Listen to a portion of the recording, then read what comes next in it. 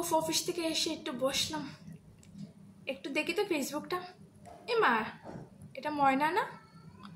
ওকে একটু কল করি, দেখি ও ফ্রি আছে কিনা।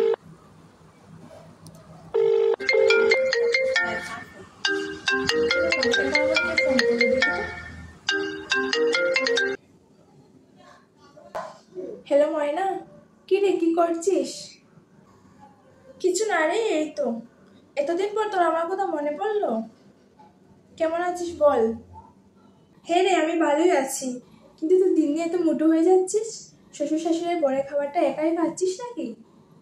আমার কথা ছাড় তো, তুই কবে বিয়ে করছিস বল? আর বিয়ে কি যে বলিস!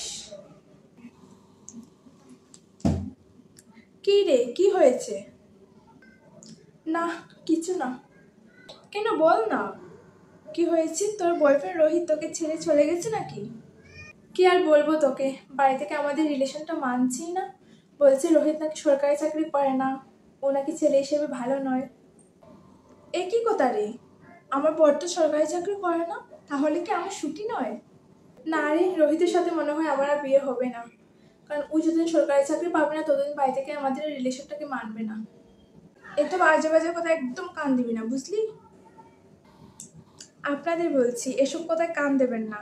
কোনো ছেলে যদি সরকারি চাকরি করে বা বেসরকারি চাকরি করে, চাকরি তো চাকরি। আপনাদের বলছি, টাকা দেখে মেয়েকে বিয়ে দেবেন না, কারণ মেয়েরা ভাত কাপড়ের জন্য মরে না, মরে অত্যাচারে।